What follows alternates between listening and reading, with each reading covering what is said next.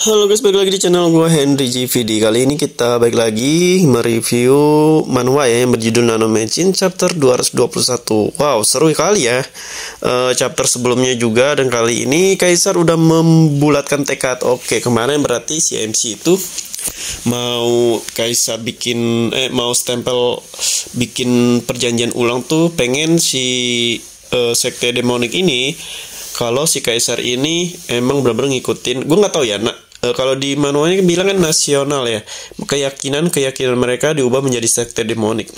Nah, gue nggak tahu antara agama atau acuan atau apa namanya, mungkin sebuah hanya, gue nggak tahu nih, gue juga bingung. Kalau gue bilang agama, nggak ada tulisan agama di dalam tersebut. Keyakinannya ada keyakinan, kemungkinan sih bisa jadi itu. Jadi diubah yang seharusnya murim menjadi sekte demonik. Nah, di sini bukan berarti Kaisarnya mau jadi iblis ya guys ya. Dalam artian sekte demonik ini cuma hanya nama organisasi ya, yang sebenarnya sih jahat atau buruk tuh tergantung pandangan masing-masing aja. Tapi kalau dari sini menurut gua, MC ini emang nggak pernah nyari masalah ya, nyari masalah sama orang yang salah, ngerti nggak sih? Dan gak pernah ngorbanin orang yang salah juga. Ya emang meskipun di balik layar dia itu brutal, asal bantai, tapi yang dibantai itu bukan orang yang salah ya, tapi yang orang yang emang ya maksudnya bukan orang, maksudnya gue salah ngomong lagi. Jadi sebenarnya yang dibantai sama MC itu bukan orang yang benar-benar salah. Jadi kayak orang jahat sama dia, ya udah dibantai sama dia. Kalau orang benar nggak sama dia. Jadi nggak mungkin dia pakai cara yang salah untuk meraih keinginan lah, ibaratnya gitu. Kalau di antara sekte demonik ya, jadi udah ada peraturan dan keadilan yang mereka buat sendiri ya, meskipun masih ada yang salah juga, tapi nggak apa-apa. Kita balik lagi deh, biar pusing, gue juga pusing mikirnya.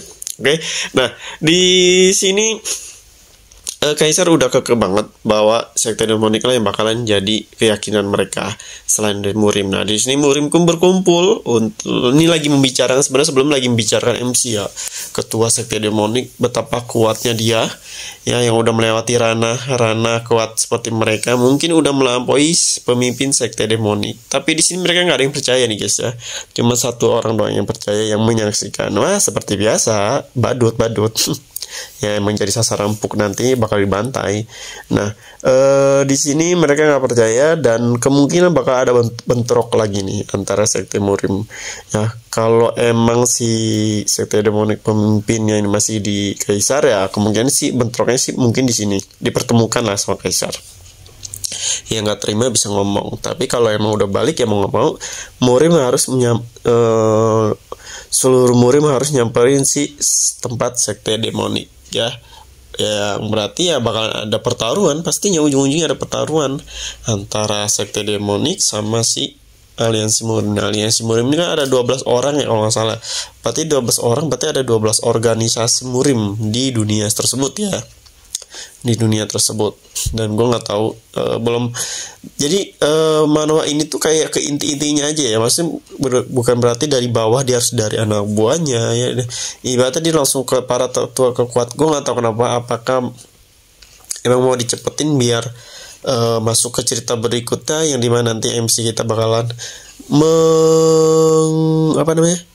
memutar waktu, ibaratnya dia bakalan nggak ke masa depan, bakal ke masa lalu. Nanti si MC punya kekuatan seperti itu guys, dibantu sama Nano ya guys ya. Makanya si Nano ini kemungkinan ngarahin tuh biar melihat si MC ini makin kuat ya, setelah ngelawan ketua si siapa tuh, Sigblade itu tuh ya, yang nantinya bakalan bikin si MC kita tuh sekarat, tapi bukan berarti kalah ya, nggak kalah, cuman agak sedikit ya ngos-ngosan lah. Oke. Nah di sini kita akan mulai melihat beberapa orang ya, si badut ini yang bakalan ngadu ke Kaisaran, ngedatangi ke Kaisaran agar tidak benar-benar menerima atau menyetujui kalau si sekte demonik ini menjadi keyakinannya. Nah, gue juga nggak tahu rencana si MC ini kenapa seperti itu. Kalau dia emang pengen hidup damai, kemungkinan sih nggak akan ngambil situ.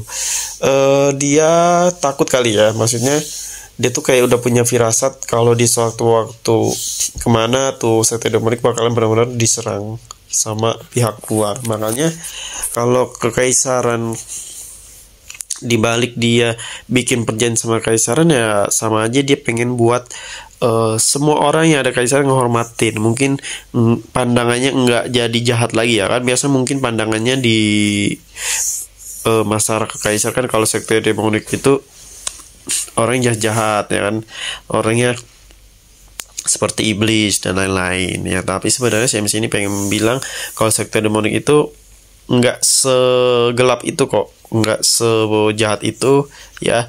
Masih banyak orang-orang yang emang benar-benar masih melindungi keluarganya, masih peduli, masih punya empati ya kan. Nah, maka mungkin ditunjukin seperti itu ya, sembari menunggu si pangeran yang ini nih, yang awalnya mendukung si MC bakalan naik tahta. Nah, nanti bakalan seru. Kita akan melihat pembantaian MC melawan 12 orang ini nih. Tapi nggak mungkin 12-12-nya kali ya. Kemungkinan beberapa orang yang akan maju, yang orang kuat di situ, entah itu 2 atau 3. Atau mungkin bakalan MC bakal nyuruh mereka 12 ini untuk maju semua nih buat melawan MC. Itu bakalan seru lagi ya. Dia bakalan nggak bisa berkutik lagi itu. Semua orang tuh udah ngelawan MC, dan pastinya di dunia tersebut yang paling kuat itu ya saat ini MC kita, si Cheon, pemimpin Sekte Demonik. Nah, untuk kemarin kita melihat si pemimpin dari Sigblade ini kayaknya mau nyamperin MC guys, atau dia lagi mempersiapkan untuk melawan MC ya. Tapi si pemimpin Sigblade ini juga nggak tahu kemampuan asli dari si siapa tuh, si Chen Bion, dan dia nggak tahu juga mungkin ada Nano. Kalau dia dari masa depan seharusnya dia tahu ya. Katanya sih, kata teman-teman kita, musuhnya yang utama ini dari masa depan, dari masa lalu ke masa depan, dan dia balik lagi ke masa lalu. Entah, nggak tahu cari apa, tapi harusnya dia tahu lah ya kalau si MC ini punya alat bantu yang bernama Nano Machine. Mungkin kalau di zaman masa depan tuh kecerdasan buatan ya, AI yang merekam semua teknik, yang tugasnya ya bikin si MC kita ini semakin lebih kuat dari sebelumnya guys. Oke, mungkin udah selesai sampai sini, udah pewarnaan juga. Jadi kalau kalian mau belajar desain ilustrasi, desain website, aplikasi, UX UI, bisa cek di playlist YouTube gua. Di situ juga ada caranya biar bisa menghasilkan cuan atau profit uang ya guys ya, untuk kalian yang mau kerja freelance. Jadi jangan lupa subscribe dan follow semua sosial media gua. Oh ya, satu lagi, kalau kalian ada pertanyaan bisa DM gua di video ini. Terima kasih yang udah nonton video gua. Sampai jumpa lagi di next video.